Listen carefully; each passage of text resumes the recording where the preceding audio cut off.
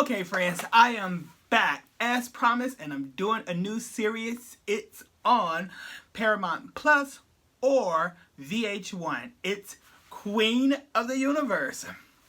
And you know what? I am very excited for this show. I know it's been about 2 weeks since it premiered, and I was trying to wrap up the other shows that I was watching, but nevertheless, here we are. So there's 7 queens from around the world that's in this first episode, and they perform. So I know you're watching the show, so I won't go all the way over it, but we will go queen by queen.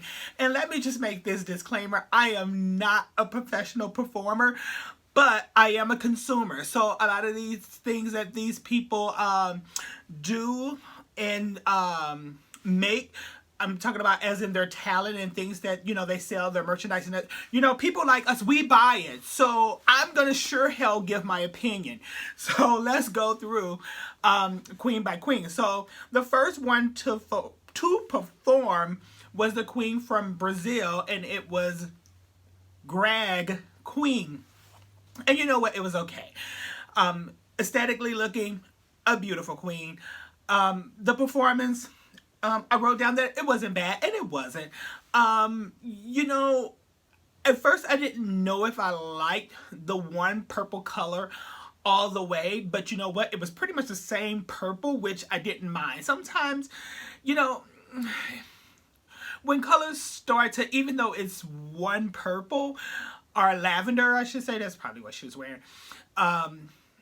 Once the tones start to mix a little bit, sometimes it can be good and bad. It just all depends on where it was. But I think hers flowed really, really well, and it was okay. All right, the second one that came out was Betty. She was from Denmark, and I wrote down that it was good. Oh, she was the one that the rocker one.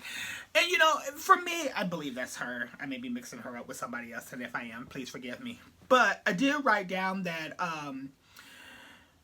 she was okay. I did like the song that she sang, but there was something missing. I don't know quite what it was. I believe she is the one.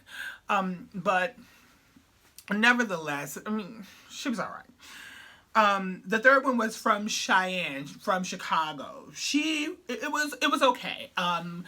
She did one of those famous numbers I like when some of the singers, especially when they sing a somewhat of a ballad, and they stand, and you could be able to have the room immersed within you, or with you, when you're singing these songs. And I think she just stood in the same place the entire time. Sometimes I'm trying to watch the show and write some notes down. But anyway, it was okay. Was she my favorite? No, but she wasn't my least favorite. All right, after her was Wu Hu, or Wu Wu, from China. And here's the thing that I have with her. Very beautiful queen, let me say that. Love the costume she was wearing. Here's the problem with singing songs, especially if it's a song that was originally in English, or that can be sang in English, and you're in a room full of people that speak English, and you're on television shows. I'm sure it's all over the world, but a lot of people that speak English, is that she mixed it a little bit. She sang in a different language, and then she did the chorus in English, and I even wrote down oh my gosh, she did really well when it was a chorus. But even though I couldn't understand the words, it seemed like it changed the tempo of it a little bit, and she was kind of off with the beat. And sometimes a word in English and a word in something else they don't have that exact word, so then they use the word that they have for that. But anyway, it was just something about the mixture of the two that didn't sit well with me, because it didn't seem like the tempo was there. It kind of kept throwing me off with the back and the forth.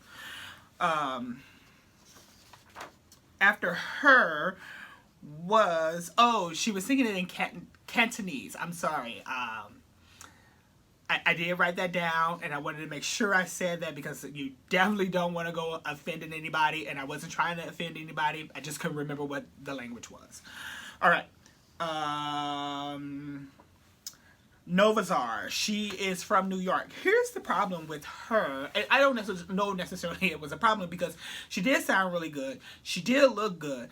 But my thing is this, is that if you're going to have a reveal, I don't know, it should make you wow. I think she struggled a little bit trying to get out of it because if you can remember, her costume was kind of bulky before, so you knew it was something under there. I mean, it wasn't a big problem. Like, you knew that there was a reveal.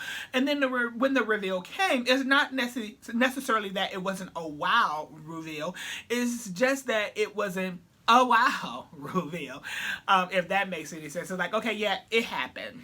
And that's pretty much kind of what I wrote. Her reveal was okay. It happened. All right. Jing Zilla or Jing Zilla. Anyway, I hope I'm not butchering your name. I know you don't watch this anyway, but in case you do, this queen I actually liked. I love the beard, especially when she's her and all of her aesthetic. I love the performance. Let's see. I like the look and the voice. I don't know. Like, I know when I watch some of these shows, and especially when it's like episode 1, I am gonna say it right now that this one is most definitely one to watch, and I'm gonna rock with this one until I change my mind. I think that Jane is the one to be. She was really good, so kudos to you. And last but certainly not least was Leona from Paris. And here's what I liked about Leona, is that you knew it was a reveal under her dress as well, but then she didn't come out and do a reveal type thing, because I think maybe her over thing was just maybe a coat and she just didn't want you to see her dress, so maybe it wasn't really a reveal. She was just wearing a coat so you couldn't see it. So and we're gonna call it that because she didn't come out and reveal anything. Like, she just took the coat off and then she was out there. So here's what I like about Leona, because if you're gonna sing in another language, one, make the whole song that language. And Leona, and she's like Vanessa Williams pointed out, that song she sang is in a commercial, especially here in the United States, and I forget what it is, all the time. So even though I've never heard that song in its entirety or as much as she sang of it, those bits and pieces are in this like 2-minute commercial that you get the gist of what it is, and she sang it so well. And that's sometimes where some people go wrong when they're trying to sing original songs, is that you really want to try to captivate the audience in some familiarity that gets them into what you're doing. And you know what? She did just that. It was a popular song that she sang for France, and it's in a commercial that I know we know here in the U.S. Good job. Was she my favorite? No. Was she my least favorite? No. Was she after Jingzilla? Maybe. We'll see. So, friends, as always, you know, don't forget to like, comment, and subscribe. And at the end of the episode, there was supposed to be an elimination. Of course there wasn't. You know, I like it when they don't eliminate anyone on the first night, but I do like that they give them critiques, so when they come back that second night, that they step their game up and hopefully they see some growth from them.